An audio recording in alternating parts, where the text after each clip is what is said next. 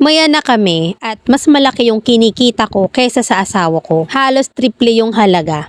Naguguluhan ako at madalas ko na rin siyang awayin dahil hindi siya good provider ng pamilya. Dahil maliit lang yung sinusweldo niya. Ang nasasagot niya lang ay gastos kada buwan ay yung upa sa bahay namin. At yung natitira sa sinusweldo niya hindi ko na pinapaintrega sa akin. Compare sa ibang wife na kumukuha talaga ng entrega. Since may anak kami, lahat ng gastos mula gatas, diaper, vitamins, gamot pag nagkakasakit. At iba pang gastusin sa baby namin ay ako nang lahat ang gumagastos. Sa totoo lang nagrereklamo na ako kasi dapat bilang lalaki, siya talaga dapat ang provider sa anak namin. Nagdedemand ako sa asawa ko na humanap na siya ng mas malaking pagkakakitaan para naman mahatian niya ako sa gastusin sa anak namin. Tulad ng pag-abroad o kaya naman ay magnegosyo, kaya lang ayaw niya. Kasi mahina ang loob niya. Napansin ko rin na lumaki siya na nakaasa sa magulang niya kaya hindi siya marunong dumiskarte. Yung budget sa pagkain, kanya-kanya kami. Nagbibigay ako sa nanay ko para sa pakonswelo sa pag-aalaga ng anak namin. May insurance kami ng mga anak ko, ako rin ang gumagastos nun. Saka madalas sa date namin, ako pa rin yung sumasagot. Bilang babae, sobrang turn off na talaga yon. Pero nagtitiis na lang ako dahil may anak kami. Nasa akin halos lahat ng responsibilidad sa anak namin. Nasa gatas diaper stage pa lang kami, wala na siyang maitulong. What more kung nag-aaral na yung anak namin. Pakiramdam ko since medyo malaki yung sweldo ko sa kanya, parang dun na rin siya umasa para hindi mas lalong magsumikap sa buhay. Minomotivate ko siya palagi para magsumikap para sa anak namin pero kontento lang siya sa ngayon sa kung ano na lang yung kaya niyang i-provide. Hindi naman siya mabarkada, mabait naman, yosi lang yung bisyo. Nung wala pa siyang work nun, ako din yung may sagot sa lahat ng gastusin namin. Ayoko talaga siyang hiwalayan kasi ayoko ng broken family para sa anak ko. Pero di ko na rin naman kayang tiisin habang buhay na ganoon na ako lagi yung sasagot sa gastusin. Katuwang sa buhay yung hanap ko pero parang wala talaga akong katuwang. Ano po ba mamilin yung dapat kong gawin? Kasi sa sitwasyon namin parang solo parent din naman ako. Kailangan ko po ng inyong advice. From our letter sender,